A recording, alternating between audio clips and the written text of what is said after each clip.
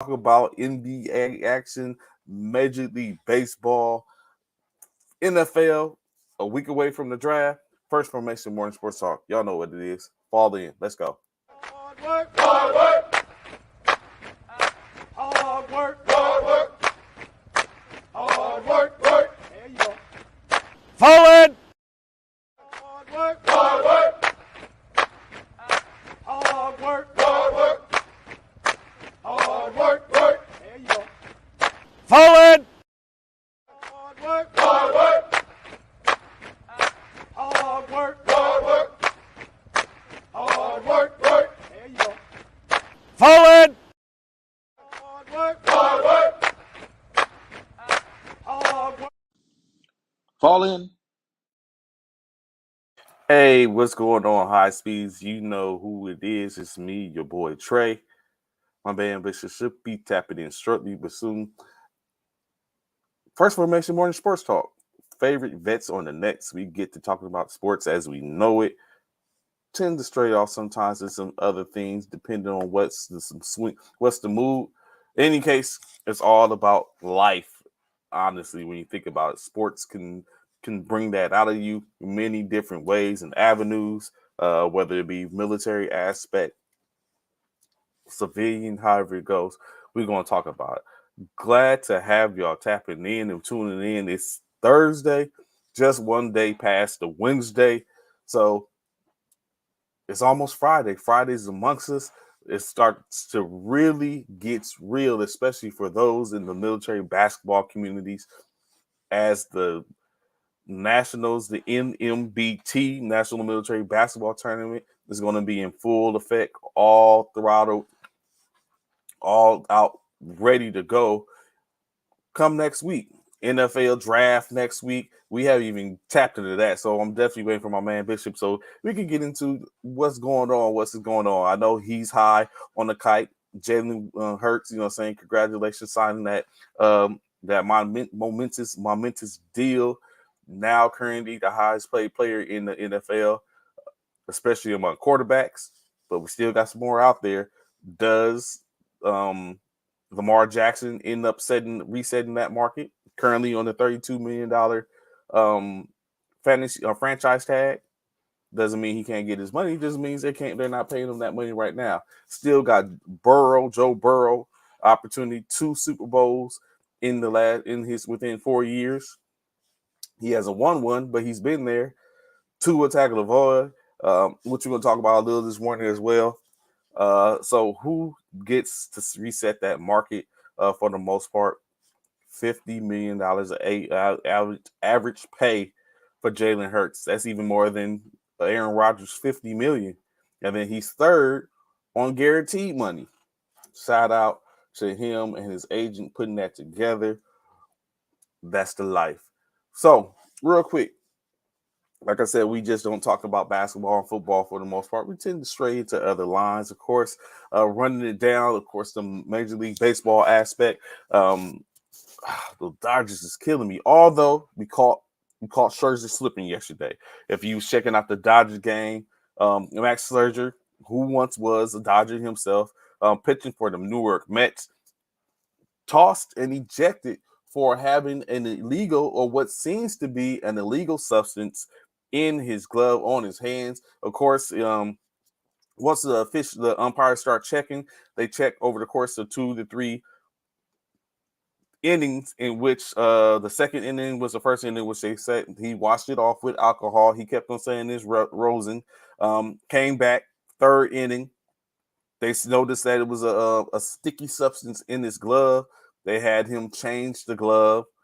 Came back the fourth inning. When they expected the fourth inning, the officials said it was unlike anything in which they felt before, even to the sense of where their hand stuck to his hand when he was when they was removing. Scherzer stated that it wasn't necessarily. It was just Rosen and sweat, nothing else for the most part. In which they was like he's had 2 opportunities to fix it, rectify the situation. He couldn't rectify the situation, so they tossed him in the fourth inning.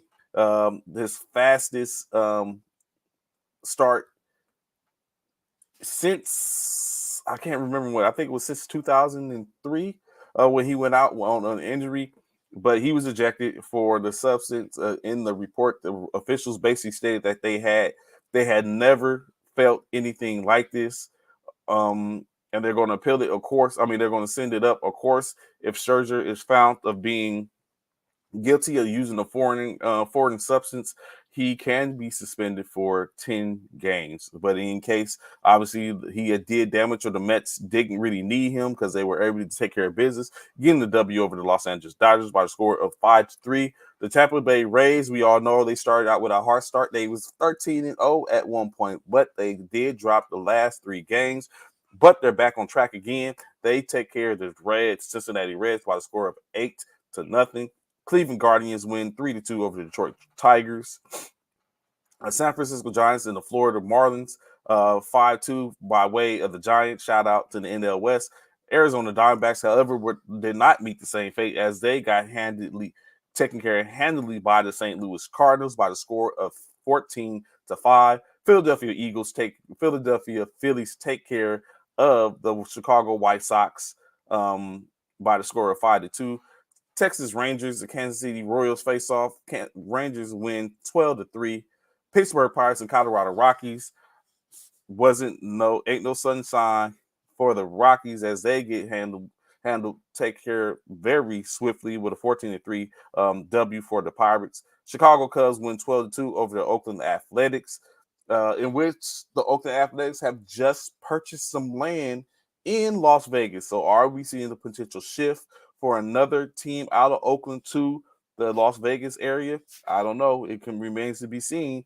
If that happens, Las Vegas is cornering the market on having all the major sports in their city. They already got the Las Vegas Aces and the Las Vegas Raiders, presumably the Las Vegas Athletics, maybe the Las Vegas Golden Knights.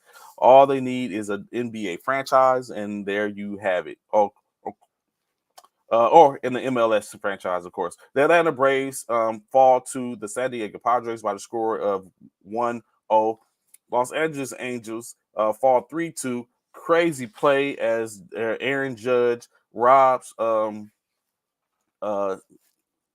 Shahani of a home run. Of course, Aaron Judge, 6'7", 6'8", climbed the wall, was able to pull the ball back over the fence and catch it on a rebound, saving a home run. Shout out to Judge on a good play. Baltimore Orioles 4-0 in their win over the Washington Nationals. The Twins take care of business, defeating the Boston Red Sox by the score of 10-4. And lastly, of course, the Houston Astros dispatched the Toronto Blue Jays by the score of 8-1. What's good, Leslie? How you doing there, brother? Glad to see your information. I wonder if anybody going to actually do something about people taking those charging calls.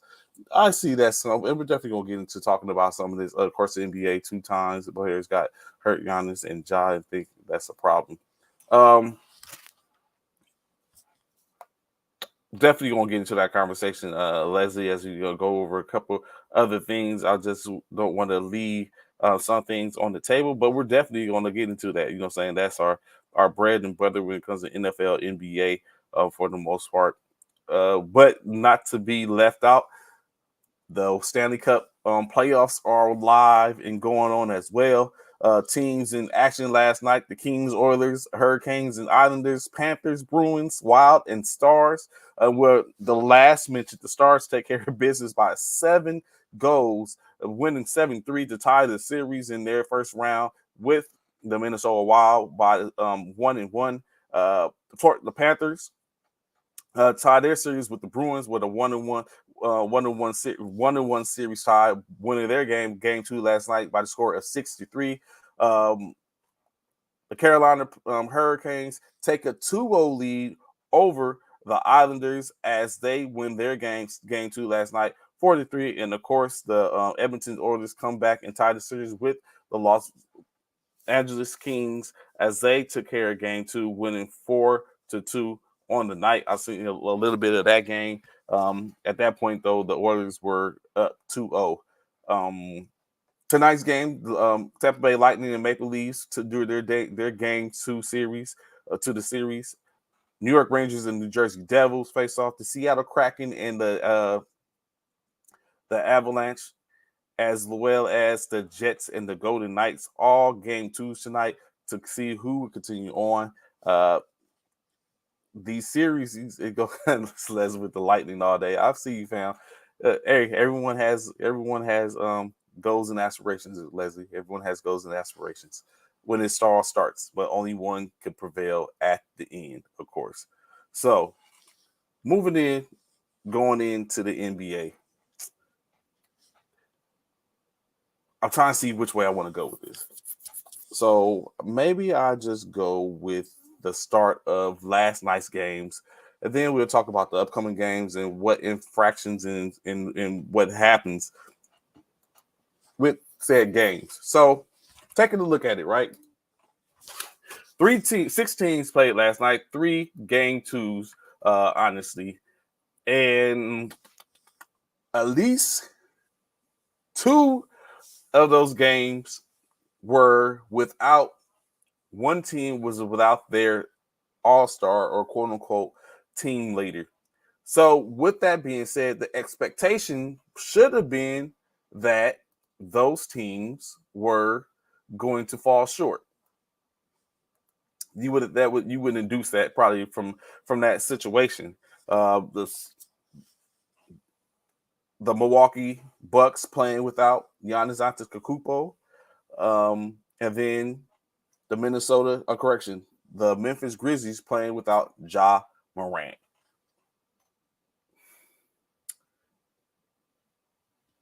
Let's just go to the Miami game. Miami with an opportunity to go up 2-0 over a dominant Eastern Conference foe in Milwaukee. Opportunity to put them on their heels, a 2-0 going back to their home court. And Miami couldn't take care of business. Milwaukee gets the blowout, 16-point dub over the 8th seed in Miami Heat by the score of 138-122. Milwaukee Bucks led by led by Brook Lopez and Drew Holiday's 25 points from Lopez, 4 rebounds, 2 assists, 2 steals, and a block to go along with it. Drew Holiday, 5 rebounds, 11 assists, 1 steal in his efforts. 22 points from Pat Connaughton. He didn't even play in game 1. 22 points, 4 rebounds, 3 assists, 1 steal, 1 block on the night. Chris Middleton also contributed 16 points, 13 points from Bobby Portis. Grayson Allen, 16 points on the night. 3 points from Javon Carter. Gorgon Dragic, 2 points. Milwaukee basically filled the gap where all the things need to be filled. Filled it. Well, ain't even a word. Isn't even a word. I'm sorry. What's up with my grammar this morning? I have, saying competent education systems are great. I'm doing a disservice to our organization, our education. But going back in, of course, Jimmy Butler did what he had to do. 25 points, 3 rebounds, 3 assists, 2 steals on the night for Jimmy Buckets. 18 points from Bam Adebayo, 5 rebounds, 1 assist, 1 steal for him. Gabe Vincent, 3 assists, 16 points on the night, 15 points, 1 rebound, 6 assists, 1 steal for Caleb Martin. 15 points, Victor Oladipo. 4 points from Cody Zeller, 2 points from Haywood Highsmith. Duncan Robinson, 15 points, 3 rebounds, 2 assists as he started. Of course, we know a few people are missing, that being Tyler Hero. We know he's out currently, a broken wrist, broken hand. Kyle Lowry, he might as well have been out. 5 points, 4 rebounds, 3 assists, 1 steal on the night. In state, it just came down to Brook Lopez, 3rd in Defensive Player of the Year scoring, was a problem. Glorious one to you too, sis. What's going on, TT? How you doing? Glad to see you information with us this morning. as you said, let's be real, the Heat don't have a chance versus the Bucks. So you would have thought they had a chance, Leslie, especially with Giannis Antetokounmpo going out. And you would, it's not, when you look at it, it's not, we shouldn't base, saying, and field, saying the hopes and aspirations on another individual's demise. But that's just what it is in the culture of sports. If someone's best player go down, the instant mindset is take advantage. Take advantage. Let's go. Let's get in there. And obviously, that wasn't the case. That didn't happen. That hasn't happened. Well, that didn't happen last night. And they allowed the Milwaukee Bucks to get back in to a rhythm to where now they have put themselves in position to continue to win. The Bucks got how many All-Stars? So they do. They have 2 All-Stars. They had 3 All-Stars, correct. They have 3 All-Stars. And in which one person didn't make it. I mean, they have 3 potential All-Stars. They had 2 All-Stars in Giannis and Holiday. They have Chris Middleton. They have Porter that's clicking. They have a bench. They like Milwaukee is a different type of team right now. And the it's like taking a shot at somebody who you never get to see and you miss. But now they know you own them. So now you got to watch your back because you as a hunter can now become the hunted. Um, even without Giannis, I get it, but let's be real. Is Chris Middleton better than Jimmy Butler? Is Drew Holiday better than Jimmy Butler? Now they got other pieces that might be good, but then Martin, Strus, they're no punks. They're not the worst of people. Victor Oladipo, he's on the Miami bench. Um, Kyle Lowry, like these people, they got to step up. Duncan, like we think back to when all the teams was played in the bubble, right? If we look back and think back to then, during that time frame, keep in mind Duncan Robinson made a debut, Tyler Hero a debut, Jamal Murray a debut prior to him being injured, in which we're going to speak about shortly as well. All them players tapped in, and they were able to take care of business. That's what you need to see now. Duncan Robinson has been delegated to the bench and doesn't get that much burn now. Of course, he got in yesterday's game because Tyler Hero's done is out. So they were able to bring him up and hopefully that he performs. Opportunity was up there. He scored 12 points. But you take full advantage of players that aren't in the game. What's going on, Lonzo? Glad to have you here. They are better than the sum of parts. Yes, that's true. I believe that. I do not disagree with you, Alonzo and Leslie. That yes, true. They are the Middleton and Holiday are better than the other part of the Heat. I don't doubt that. I don't despite that. One for the Heat, unfortunately, Kyle Lowry, for whatever reason, Kyle Lowry maybe isn't that dude, and that's just what's starting to become evident. Like we keep on talking about Kyle Lowry getting moved and traded. Like at this point, Kyle Lowry is becoming George Hill, just moving them around. Um, Bam, is Middleton and Drew and Portis better than Bam Adebayo? Like, what's going on? They should be giving more help at this point because we can't get any help from anywhere else in Miami or even if for any squad. What you have is now what you have. Where is the help at for Jimmy Butler?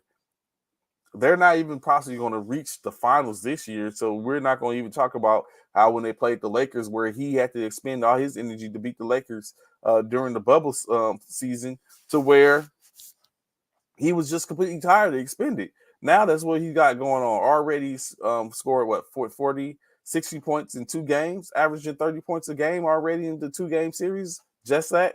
And he still got potentially, at minimum, another 3 games to go. Got to help Jimmy out. If they want to be successful, got to help Jimmy. Eric Spoelstra's got to figure it out and got to run the right plays, put them in the right sets, and basically take advantage. Giannis is most likely is going to be back for their game 3 in Miami, and then you have to deal with that situation. Got to figure it out. Got to figure it out. Moving on, of course, Minnesota and Denver. Let's go. So it was a complete and utter. I watched this game. I caught it as I came in last night from officially watching over our intramural softball games, and in this game with Miami, I'm a correction, not Miami. I'm sorry, Minnesota and Denver. You just knew it was going to be a blowout. What I checked in when I tapped in, it was just late in the second quarter. Minnesota was down by 15 points, and it looked like Denver was about to run off with another victory, a huge victory at that. But the game has to be played, and in saying that, that game having to be played, basically put Minnesota in the driver's seat for an immaculate comeback as the Minnesota Timberwolves came out after the second half and went on a 14-0 run to cut the game with 1 before Denver even scored again. Now, it's not to say that Denver didn't try. They definitely tried, but it was a thwart at each and every turn. Missed baskets, turnovers. It just wasn't working for them. Of course, at some point, Denver did get back on track, in which the equalize. It was just became an equalizer. At one point, it was like a 31-16 run. Of course, if you do the math, that puts Minnesota up by 1 point. Actually, no, a tie score. They went back and forth. So it was a slugfest, basically, in the third quarter, in my opinion. Prior to that, the first half, Denver shot 61% from the field. So they was clicking on all cylinders, but it really was a point to where I think in which a couple of players, mainly Anthony Edwards, seeing that, you know what, I'm just taking it to the rack. Just go downhill, downhill, down here. Plenty of comparisons made to Anthony Edwards' game and that of Dwayne Wade, the Flash when he was in his heyday. Quick first step, blow by, straight to the rim, finish at the rim, reckless abandonment at times. Timberwolves, led by Anthony Edwards, aforementioned, this first 41 point in the game, 2 rebounds, 4 assists, 2 steals, 3 blocks. He got some help from his man, Rudy Gobert, 8 rebounds, 4 assists, 1 block, 12 points from Teron Prince, 10 points from Karl Anthony Towns, who did pull a double-double with 12 rebounds, 2 assists, a block to go along with that. 10 points from Kyle Anderson on 7 rebounds and 4 assists. 14 points from Mike Conley Jr., 1 rebound, 7 assists. And that's where it kind of stops at. Not much, not too many more. 8-man rotation for the Minnesota Timberwolves last night, but in state, it was effective. Anthony Edwards dropped 40, but then of course it's 2 sides to every story. Playing in basketball, you usually have an opponent, and usually that opponent has somebody that does their damage as well. Particularly this opponent, the Denver Nuggets, number 1 in the East. I'm in the West. I might must say Jamal Murray. We last see him really ball out where he was really a situation where in 2020, in which he was gone for about 2 years due to injury, which eliminated him from Denver during that time frame, in which it was like potentially maybe the Lakers would have had a problem or may not have been champions had Jamal Murray been still a part of the playoffs in that year in which they won the championship in 2020. But Jamal Murray seemingly back to that playoff Murray, bubble Murray as they call him, bubble Jamal last night, dropping 40 points, 3 rebounds, 5 assists, 2 steals in this game. Jokic just 2 stats short of a triple-double. as he scored 27 points, 9 rebounds, 9 assists on the night. 16 points from Michael Porter Jr., a double-double for Aaron Jordan, 12 points, 10 rebounds, 3 assists. Christian Braun, 2 points, 11 points from Jeff Green. Bruce Brown, 6 points, 3 rebounds, 5 assists, 2 steals. Kentavious Caldwell-Pope, 8 points, 3 rebounds, 2 assists. But he did have some key moments, defensive plays, knocking the ball away, stripping the ball here and there. Same 8-man rotation for the Denver Nuggets last night. Taking the best from the Minnesota Vikings, where am I on NFL? Taking the best from the Minnesota Timberwolves, taking it on the chin, basically, in which Denver was able to handle yet another inferior team when you look at it from the point of perspective of the stats. The seeding. A 1 seed is not supposed to hang with an AC is not supposed to hang with a 1 seed, and Denver is trying to make sure that that's clear and concise as they take the 2-0 lead going back to Minnesota by last known score 122-113, and showing what it is to be Denver right now. They took it on the chin. It looked very dismal for a second, like it was like they was walking. It was like Minnesota was walking the Nuggets in the third round. Third quarter. I was like, oh, they're for the run this one down, and they're going to turn the tide of this game. But of course, it didn't happen. As you said, Minnesota would get swept. I don't know. I think it's going to definitely take a look and depend on what happens at their home court, in which I really don't see them. I don't see too many teams losing 2-0 on their home court, although it just I just don't see too many teams losing 2-0 on their home court. At minimum, there's going to get 1 or 2. Someone's going to get 1 or 2 wins on their home court. Even for teams like Philadelphia and the Nets, I don't think Philly's going to. I mean, we talked about it the other day, but I don't foresee Philly really actually sweeping the Nets. I think the Nets can get 1 on their home court. They got to get it early because you don't want that mental midget on you, on your neck, sitting there while you wondering if you can avoid this sweep. So it remains to be seen. And of course, last but not least, last night's games. The Los Angeles Lakers and the Memphis Grizzlies face off game 2 of the Western Conference first round playoffs. I don't know what the hell. You got to take care of business when business needs to be taken care of. Ja Morant out, of course, as we know, with the injury from game 1. And I don't know. Rui Hachimura, another 20-point game. Desmond Bain called him out and said he can't do it again. He didn't drop 29, but he did give a 20-piece. Now what you got to say? That was an opportunity to sit up and support the efforts of Rui Hachimura, standing up to what it was said. Like, y'all basically trying to call me I'm not that dude. I can't be that dude. Like I said, Austin Reeves is gonna come back to bite him. I'm him. I feel you, bro. Let's save the antics for later, in my opinion. Memphis Grizzlies without Ja Morant.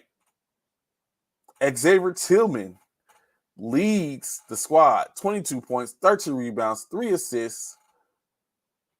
LA, why? What are you doing? Jaren Jackson Jr., newly minted Defensive Player of the Year, 18 points, 9 rebounds, 3 assists, 1 steal, 3 blocks, keeping the average alive. 17 points from Desmond Bain, 4 rebounds, 1 assist, 13 points from Luke Kennard, 6 rebounds, 1 assist, 1 steal, 9 points to David Roddy, 2 points, John Conchard. Tyus Jones contributed 10 points. 6 rebounds, 8 assists, 1 steal. Dylan Brooks, in my opinion, wasn't the greatest in the stats. He did have 12 points, 1 rebound, 3 assists, but the mental game was good. Eric, glad to have you formation with his brother. I'm not doing too well. You see my Lakers last night. Lakers Grizzlies would be interesting if it could go either way of that series. Well, I hope it only goes one way, Leslie. I'm not even worried about the other way. Who cares about the other way? Here you go with the shenanigans, tops. Y'all got one back. You got to go to LA now. Hopefully, we take care of business all the way at home. But Xavier Tillman, like we always sit up and say, like, I understand. I would expect Desmond Bane to get off. I expect Jared Jackson Jr. to do his thizzle. Luke Kennard, we can't let people like Luke Kennard, Tyus Jones, definitely can't let Xavier Tillman get off. Like, what the hell is going on? Tristan Thompson, why did we even bring him in the fold? Why is he the only person that didn't play last night? In any case, the Lakers, led by LeBron James, 28 points, 12 rebounds, 3 assists, 1 steal. Anthony Davis, 13 points, AD. Come on, fam. Come on, AD, man. It's like something's always happening to AD, bro. Something always happens to AD. And I mean, stuff happens. Dooley, got it, noted, understand. There you go. See, you already know it's good. We all good on tops. Eric, I don't know about you, man. But in any case, AD, gotta get it together, bro. 13 points, 9 rebounds, 3 assists. He said AD's beta glass. 3 assists. Austin Reeves, 12 points, 5 rebounds, 4 assists on the night. AR, you got to show up, fam. You can't drop a 29 piece and then not pull up with anything. The next time you come back, you got a smaller bucket. What about the rest of the squad? You got to feed them too. You can't bring a 29 piece to the game and then everyone's like, "Hey, AR got that good stuff. Hey, run that back." And then you come back and you bring a 12 piece? Like, who are you feeding with that, bro? Rui dropped another 20 piece at least. He's like, I can't bring you 29. I can't give you a 30 piece, but I can give you a 20 piece. At least you can feed some people. You and AD, let's go, AR. You and AD, fam. Not saying it's y'all fault, but hey, let's go, bro. Let's get it together. Dennis Schroeder didn't score at all. Like we just had a conversation about you, Dennis, in which it was said that you ain't anybody. I stood up for you, bro. And this is how you repay me. You come back with not a single score. 1 rebound and 3 assists. Malik Beasley, 7 points. Malik, I ain't seen you since 3 weeks left in the regular season. Come on. No, so what we're not going to do is say Grizzlies in 6. I don't think that's happening. I still think LA will win the series. But I'm just saying, you took an opportunity, had an opportunity. He said broken nail. He's out 2 games. Mo Bamba to the rescue. I wouldn't say that yet. But it's like all the players, like, I'm not a professional player. So I can't say that you can or can't turn it on for the most part. But all those players in which we had that was dialing in, Lonnie Walker, because of lack of playing time, you can't get it going again, bro. Wayne Gabriel, Max Christie, you was doing great on your 2-way, bro. Like, where are y'all at now? Troy Brown, you're supposed to be a sniper. We need you to snipe something. Knockdown, hand down, man down. That's what we need from you, Troy Brown. Dennis Schroeder, you're supposed to be running the back and showing that whatever money you lost on the table last year, a couple of years ago, you could earn some of that back. You ain't getting all of it. You can't. Not with Astor Reeves in the fold. But let's go. Malik Beasley, you was the dude. Come on. Jared Vanderbilt. You were supposed to be the Morant stopper. Ja in the building. Stop somebody else. You did give 8 and 7. Playoff And maybe that's it. Like, you know what I'm saying? Like, when your number's called, it's time to go. And that's just how I look at it. Your number's called, it's time to go. Pull up. Let's get it. Don't fall back in the. I don't need Homer Simpson in the bushes. I need you to stand out there, like, you know what I'm saying, everyone, all that stuff and talking like that was Dennis Schroeder for the play in. Like, bro, I need that. I need to see more of this, Dennis. I need to see more of this. Let's go. D'Angelo Russell, what are you doing, bro? 5 points? Like, you, Vanderbilt, and Beasley's act like y'all try to sabotage us. Like, what is going on, man? He is a better defender, but I mean, he was supposed to, like, who? How did this happen? In state, AD, why did you let Xavier Tillman cook you?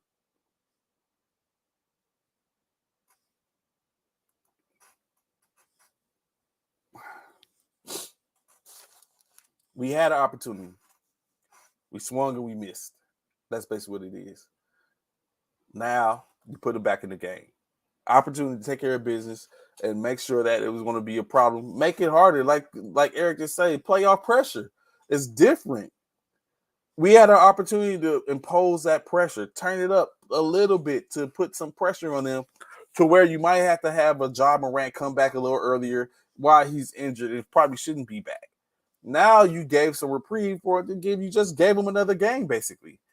We got to do what we got to do when it's on, when the pressure's on. You got to do what we got to do. Of course, we know a slate of 3 games tonight. Got game 3 of Philadelphia and Brooklyn.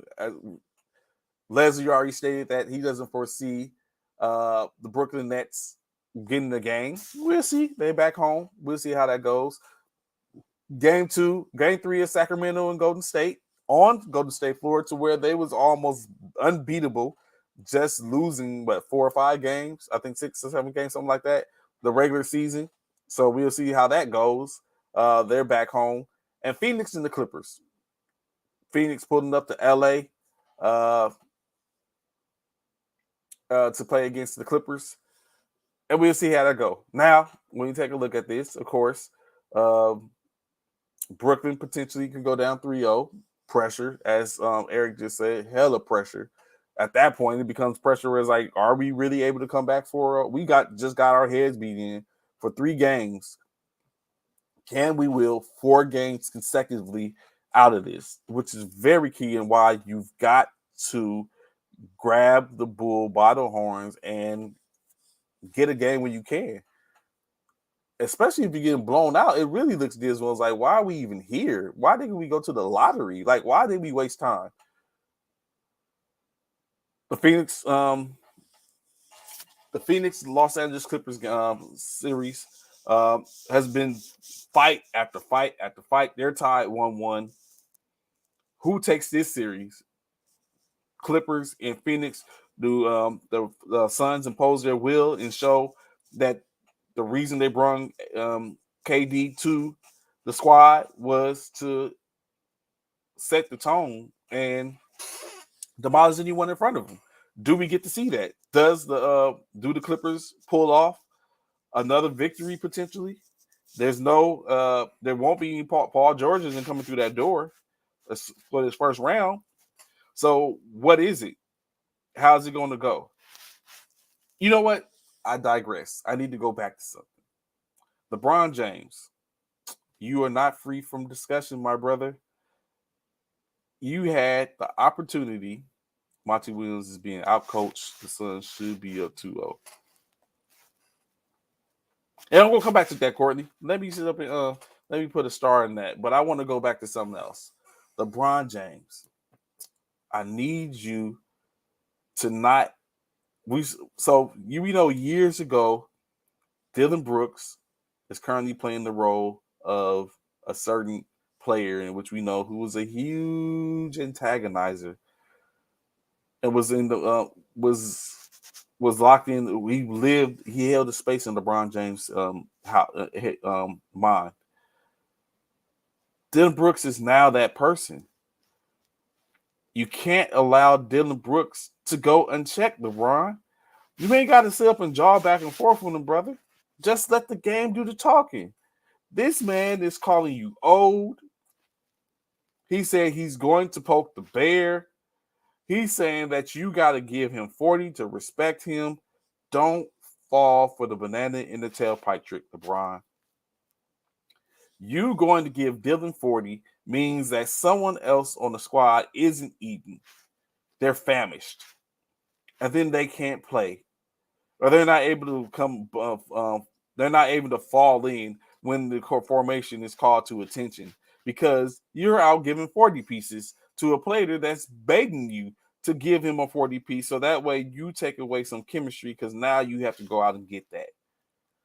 Don't fall for that trick, LeBron. Don't allow Dylan Brooks to antagonize you to another Laker loss. But you gave him 40. Don't do it, LeBron. Let's keep the team on the same plateau, giving him what he needs and giving the team what they need, and let them being sit at home and sent home by the 7th seed as they were a 2 seed. Let that be the talking and what you do. Let you be old in the playoffs while he's being young at home. That's how we take care of that. We got to do more. AD, you keep continuing to talk about how you can't have nights like this. Bruh, you've said that multiple times. At what point do we be like, yo, I got to do something about that? We know you can't have nights like this. That hurts us as a squad. So what are you going to do about it, AD? What are you going to do about getting to avoid and stop having nights like this when you say it consistently? Because it's starting to just sound cliche. Like, interview, can't have nights like this. We know you can't. What are we doing not to have nights like this? And honestly, we know you can't have a night where you can produce the same consistent large numbers. We don't expect that. We just expect a little something. And that's not just from AD. It's from everyone that contributes. LeBron answered the bell. Ryu answered the bell. Everyone else just heard the bell. And it's like, oh, let's go, fam. Let's get it. So moving back in, Courtney was just saying Monty Williams is being outcoached. The Suns should be up 2-0. The Suns should be up 2-0. And the stuff happens at times. And it's like, and I think what we have is not only does the Clippers have a better bench in this aspect, in which we talked about that before, that Phoenix leveraged their starting five to put together an Avenger-esque starting five at the expense of a DC league bench. And so now they're a little short. They don't have anyone to pull up to or to pull up on to get them into the fray. So now that excuse me, now that's what they have is they have to really put the minutes on their starting five. But so I don't know if it's necessarily Monty being out coached because he's is what he's working with. Tyronn Lue has more to work with. Russell Westbrook emergence and doing exactly what he's doing.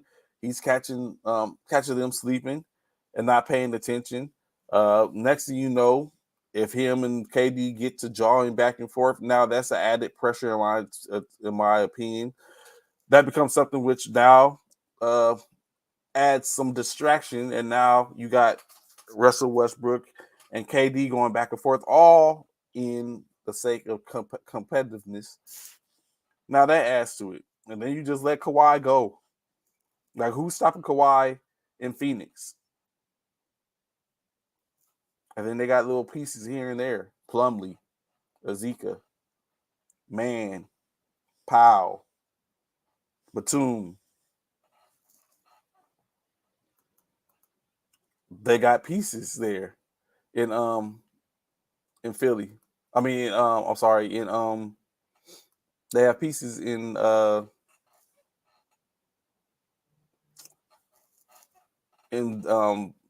Clipperland, and I hate to say it, but it's true.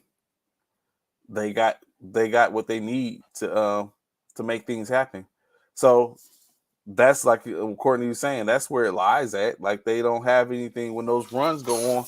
When they start to go on runs and they run in their defense, they're starting for a ragged. They ain't got no one to except replace. Booker, effective scorer, can get it done, but he has to exert a lot of energy on the opposite side of the court. CP3, KD, Aiden, like yeah. So it's different, and which is I think it might be a better matchup than expected. I know my cohort stated that he thinks the best series is the no. He said this is the best series, and he might be right. Although I think a series that no one's looking at is a better series, and that's the excuse me, excuse me. I'm so sorry. That's the Golden State Warriors, but I mean we'll see. Of course, we'll see. Yeah, Bizback Biyombo, Landry Shamet, Josh Okogie, TJ Warren, Damian Lee, Wayne Ishwright, Darius Baisley, and Jock Landale, Terrence Ross. That's not going to be that's not too helpful when you got Terrence Mann, Norman Powell, Mason Plumlee, Bones Highland, Brandon Boston, Amir Coffey, Jason Preston, Covington and Morris, and Covington and Morris ain't even playing.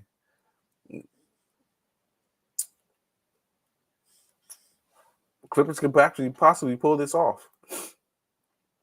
Definitely. Um, who else we got? And then of course the Golden State Warriors and the Sacramento Kings. Shout out to the Sacramento Kings, as in the NBA has released 3 awards. They are the recipients of 3 of the 2. Of course, we know Jerry Jackson Jr. was the Defensive Player of the Year for the NBA 22-23 season.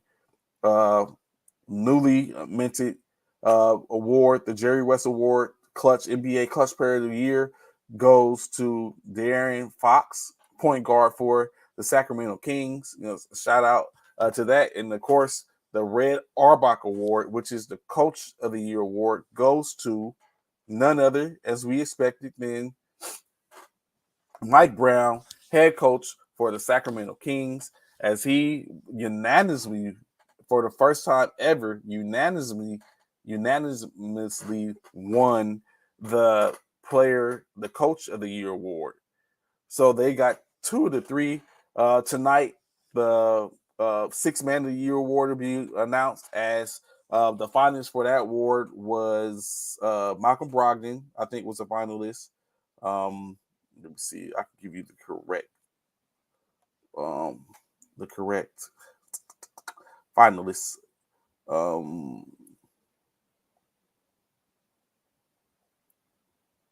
maybe I didn't take it.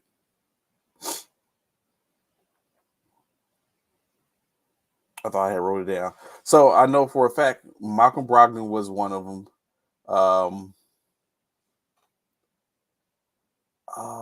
It slips my mind at this time.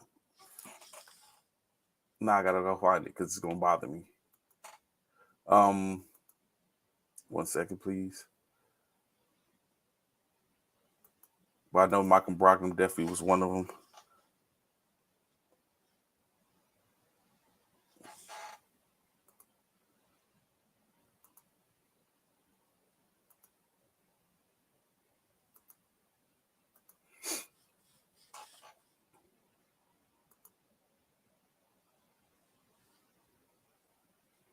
Mm, mm, mm, mm, mm.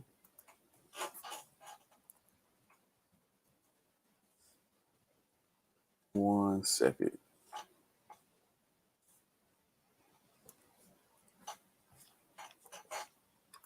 Oh, I didn't realize that.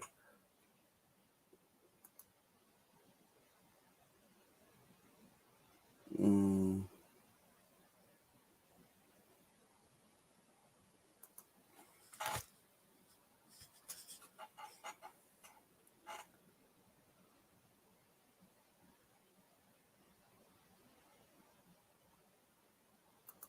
Oh.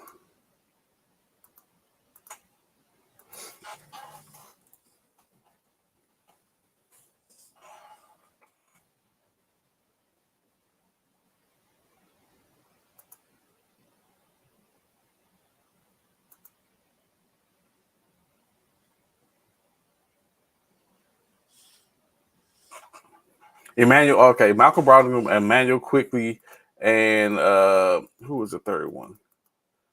Malcolm Brogdon, Emmanuel quickly.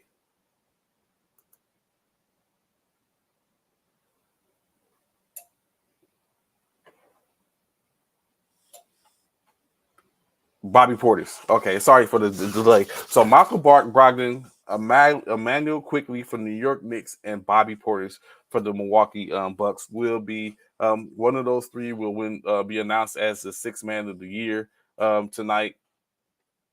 Additionally, you already know most improved player. You have Jalen Bronson, Shea Gilgeous-Alexander, and Laurie Markkanen, who are up for that award. Interesting enough, I caught a glimpse yesterday. Laurie Markkanen is back in his native country of Finland, serving in his as he has to serve as a in their armed forces. So he's back there doing his holding down his commitment. Shout out to Laurie Markkanen. Even though you make millions, still serving his country's armed forces. Rookie of the years, of course, Jalen Williams from Oklahoma City, Walker Kessler from Utah, and Paolo Banchero or Orlando, where we almost can very solidify that that's probably going to be Banchero's award to walk away with this year. They already announced Jaren Jackson as the rookie of the year. I mean, as a defensive player of the year. Mike Brown already announced as the coach of the year. Aaron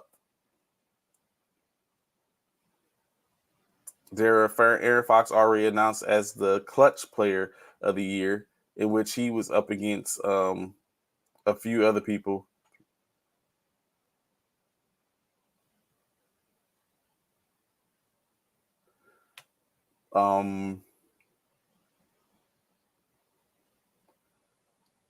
In which currently, I don't know. And then, of course, you got the MVP of the year, whose three finalists are Giannis Antetokounmpo, Joel Embiid, and Nikola Jokic. Ideally, in my opinion, I thought it was going to be Jokic to walk away, but it may be. I got you, Coach Wayne. I'm with you, Coach. I agree. Lakers in 5, to where I thought it would have been probably Joker, but Embiid's probably going to walk away with that award. So we'll see.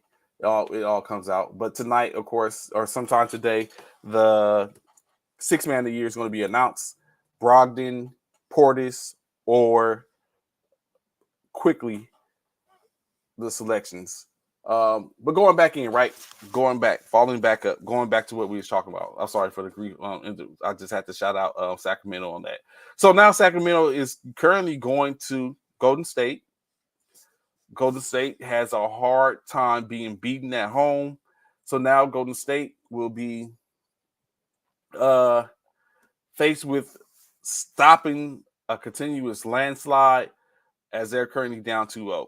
They'll have to do it without Draymond Green, as Draymond Green was suspended for the situation to where he stomped or stood or whatever you want to call it. I see stomped, pogo stick, trampolined off the sternum of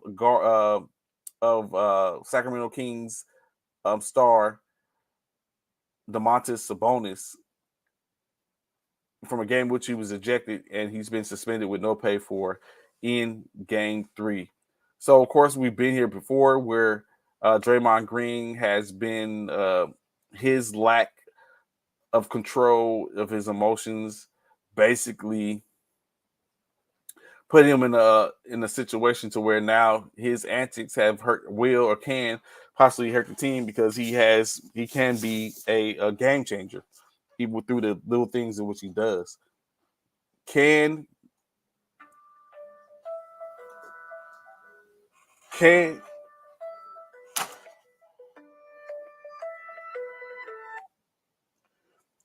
can the Golden State Warriors get a Game 3 win in Golden State without Draymond Green? Will, Steph, Poole, Clay, Wiggins, Looney, Moody, DiVincenzo, are they going to have enough to basically thwart and hold off the Sacramento Kings without the likes of Draymond Green? Both Draymond and Sabonis was wrong. Again, I really feel that Sabonis wasn't trying to grab his foot. He just turned over and cowered or tried to block, and Draymond's foot got caught up. So after once it would have all been said and the ball was done and nobody's hit, he would have let go of his foot. Draymond, of course, saying, and everyone keep saying Draymond was a dead sprint. He wasn't. He hadn't took off yet. He pulled his foot. Once he grabbed his foot, he pulled his foot out, stepped on him, Pogo stepped off his chest, and then took off running.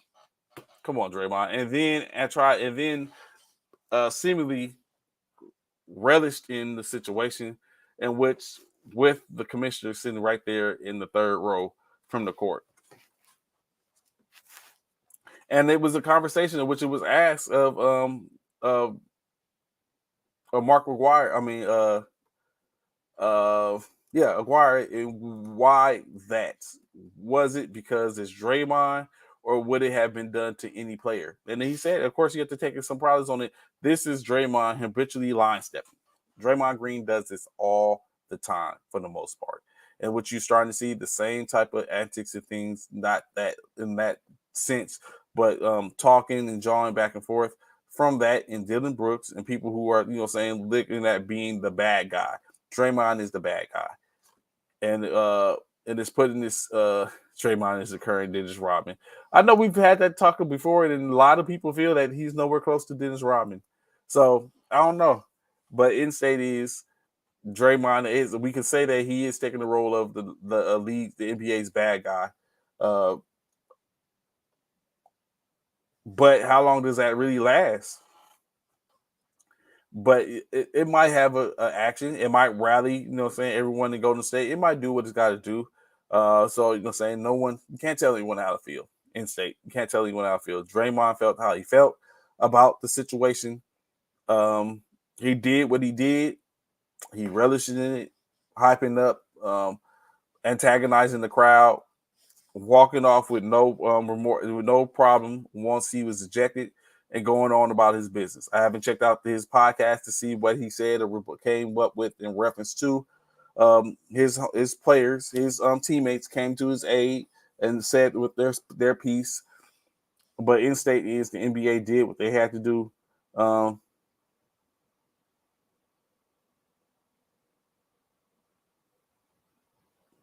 So it's just saying that it's just that situation going for it.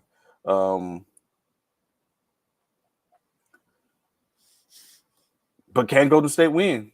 Will Golden State win without Draymond Green at home going for this game 3? And that's what it basically comes down to. Does it really affect the situation that much, or will it really be a detriment to their organization? All night will we hear like, oh, if Draymond Green was there, this wouldn't happen. Is that going to be the case? Remains to be seen. They go have an opportunity to stop the bleeding, so to speak, with a 2-0 from a 2-0 deficit that they're in.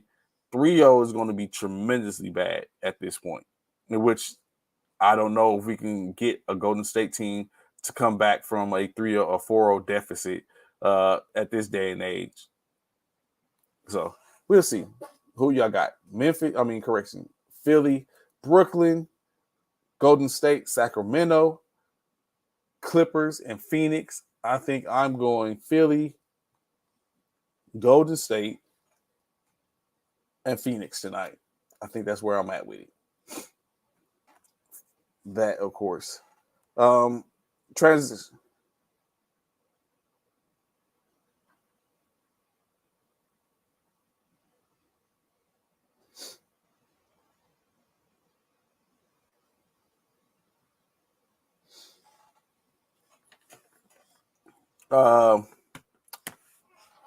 What basically we have transition NFL a little bit, as like I said, we're coming up on the NFL season being almost, saying slowly but surely creeping back up. We still got plenty of football going on as the XFL comes into its last week of their regular season, getting ready to move into their playoffs next week.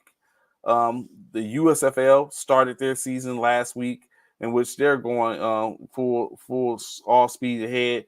And then of course we have some things going on popping off in the NFL. As we know, the NFL next week will have their 2023 draft to see who's the new brightest and best players going forth. Some things, of course, first of all, talk about is as we expected, Tua Tagovailoa, head starting quarterback for the Miami Dolphins, really had some business decisions to make as he went forth. Of course, stating that he at one point looked at possibly retiring from the NFL due to the conditions. As you know, Tua sustained multiple concussions throughout the course of the year last year. Of course, that was hard to fathom, I'm sure, when he looked at the situation where they were doing pretty well, in which we sit up and thought that they were going to be uh, where we thought they were going to be one of those teams, and it was looking like one of those teams that was going to be at the top. But of course, things fall apart. They was left with inexperienced starter in Skylar Thompson at the position during a playoff run, and it just wasn't enough. No different from that. No different from that in Baltimore as well, in New York for the most part.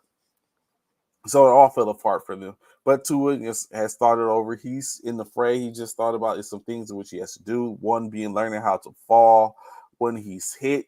Of course, that only goes for if you see the hit and so it's different things. Of course, he can't account for all every time he gets hit at the QB position, especially blind sides and stuff like that. It's a violent game. He's going to take these violent hits, but we'll see how it goes.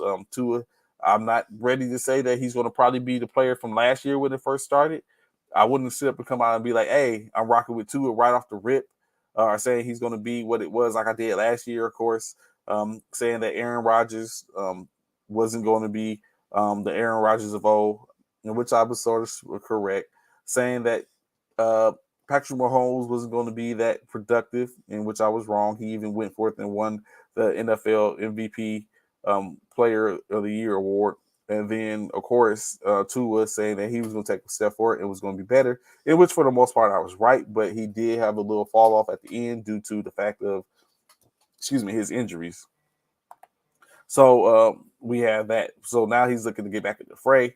Hopefully, back and ready. But I won't be standing on that prediction of yet. I guess I kind of see where it's going to go from there. Additionally, if you've been paying attention, Pittsburgh Steelers are making moves in which this is probably maybe a move in which potentially Baltimore should have made to better and strengthen their wide receiver room to maybe just to make it a little more appeasing for Lamar Jackson to possibly look at, okay, I'll sign this and we'll go forth.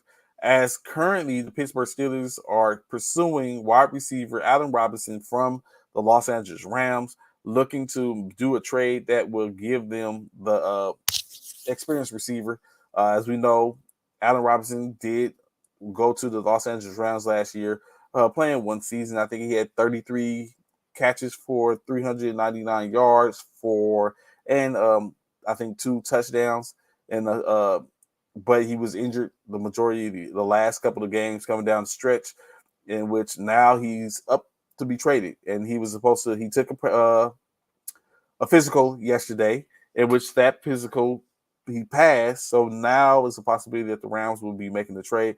Pittsburgh will make a trade to bring Allen Robinson to Pittsburgh with Washington and Johnson and seeing what they can do to give Pickett some more weapons outside of their running backs and quarterbacks and tight ends. So it's up from here. Robinson gets another opportunity. He's going from Jacksonville to Chicago, Chicago to Los Angeles, and Los Angeles now potentially to Pittsburgh. And now we see how that's all going to play out. Um,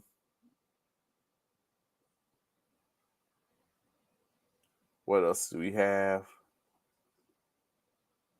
Of course, Mixon, as we know, Joe Mixon is currently enthralled in a case to where he just appeared earlier this week in court, in where he pled not guilty for the menacing charge in which he has that's he's facing. It was said that it probably wasn't him, but someone in his home did fire a weapon outside of in their backyard, as it was someone supposedly in the backyard, which they weren't tracking, they didn't know who it was. Uh, it hasn't been proven that it was Mixon. However, Mixon did go outside with what seems to be a pistol in his hand, at which before the shots were fired or after the shots was fired. So now he has to face that. Of course, it was speculated that supposedly Mixon was possibly looking at being released or potentially traded or even shopped. As we know, running backs is no longer the premium. That day has gone, and we've seen top running backs being released. Those in the likes of Ezekiel Elliott, talks in Dalvin Cook, Derrick Henry, all being moved on from.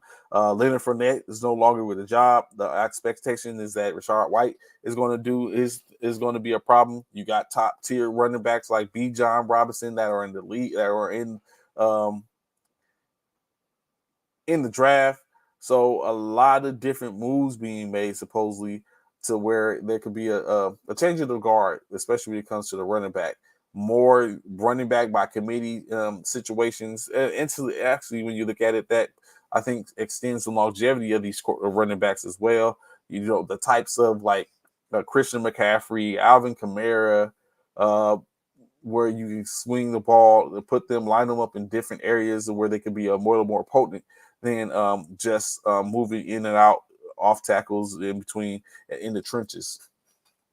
So definitely something to keep a lookout for as it comes to a premium for said team, for your teams, to where you start to make a difference. So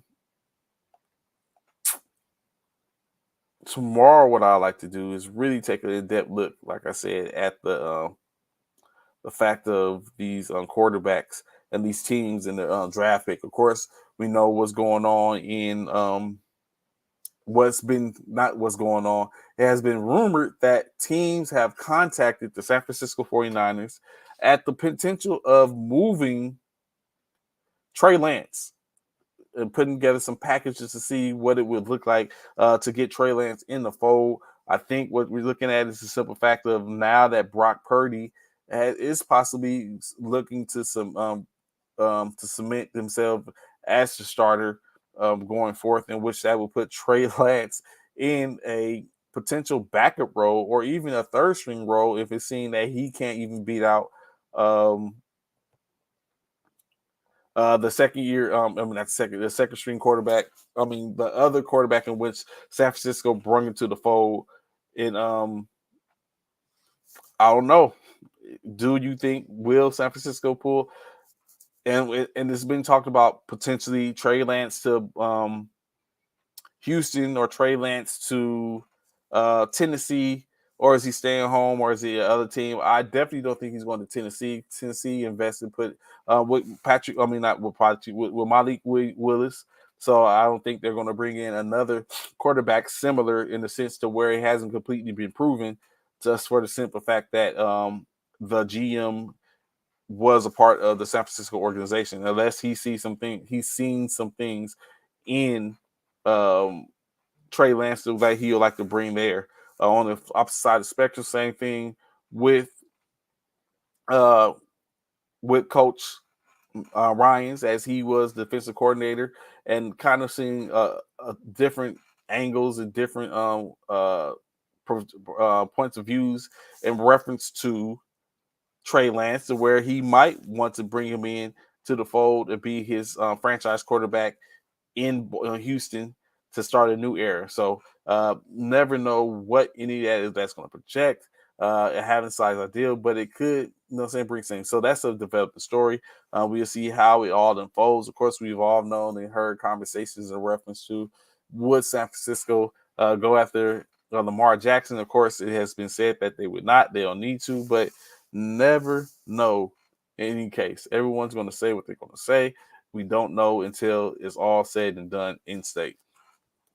Excuse me. No one's seen Chris McCaffrey going to to San Francisco, but he dons the red and gold. So crazy how things go. Glad to rock with y'all this morning as I get ready to go and get out here. An hour is all I could give you based on the fact that tomorrow is I have Army 10 miles, so I gotta get set for that. Ready to go put these people in position to represent Fort Polk, soon to be Fort Johnson, JRTC and Fort Johnson. Um, so got to get that started. Y'all can know the catches tomorrow should be live in effect. I'm gonna find a way any way I can because we're gonna have a special guest, of course. One of the brothers from one of the organizations, Move Beta Phi, and my man Bartley. I'll let him tell his story in Vegas. So we're gonna talk about the whole Ryan Garcia, Tank Davis fight. That's the second fight that's gonna go over this weekend. So plenty to talk about tomorrow. So be sure to tap in, tune in, fall in with us tomorrow. It's me, your boy Trey. I gladly appreciate you rocking with me this morning. I'll have y'all. Peace.